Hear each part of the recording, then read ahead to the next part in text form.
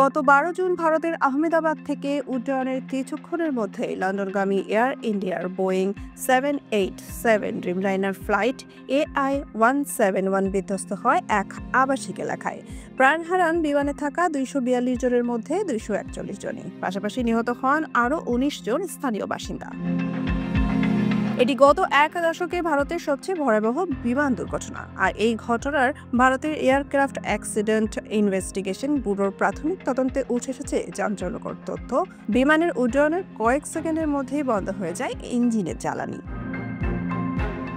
Report বলছে উড্ডয়নের মাত্র ১ second পরেই বিমানের ইঞ্জিন 1 ও 2 এর জ্বালানি সুইচ চলে যায় রান থেকে কাট অফ অবস্থায়। এতে জ্বালানি বন্ধ হয়ে গতি কমে আসে, শুরু হয় পতন। এক পাইলট অপরকে জিজ্ঞাসা করেন, তুমি কেন জ্বালানি বন্ধ করলে? উত্তরে অপর পাইলট জানান, আমি করিনি। তদন্তে এখনো স্পষ্ট নয় এই সুইচগুলো বন্ধ হলো কিভাবে, ভুল করে, যান্ত্রিক ত্রুটিতে, নাকি কোনো ঘাতক সিদ্ধান্ত।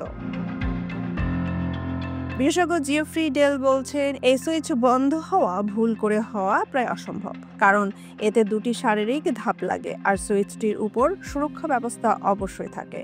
২০১৮ সালে যুক্তরাষ্ট্রের ফেডারেল এভিয়েশন অ্যাডমিনিস্ট্রেশন সতর্ক করেছিল বোয়িং 787 এর জ্বালানি সুইচের লকিং ফিচার যে কোনো সময় বিকল হতে পারে, তবে সেইটিকে বিপজ্জনক ত্রুটি হিসেবে বিবেচনা করা হয়নি সে সময়। ভারতের বেসামরিক বিমান চলাচল মন্ত্রী রামমোহন নাইডু বলেন, এখনই কোনো চূড়ান্ত সিদ্ধান্তে আসা উচিত নয়। পাইলটদের দায় নিয়ে মন্তব্য করতে নারাজ বিশেষজ্ঞরাও।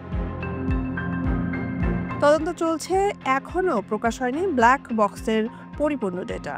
চূড়ান্ত প্রতিবেদন আসতে সময় লাগবে কয়েক মাস। ২৪১টি প্রাণ হারানোর এই ঘটনা শুধু একটি প্রযুক্তিগত বিপর্যয় নয়, এটি এক অসমাপ্ত প্রশ্নের কাহিনী। আর সেই প্রশ্নের উত্তর খুঁজতে গোটা বিশ্ব কে বা কি বন্ধ করলো বিমানের জ্বালানি। কাজল হায়দারের রিপোর্টে সোনিয়া খান, খবর সংযোগ।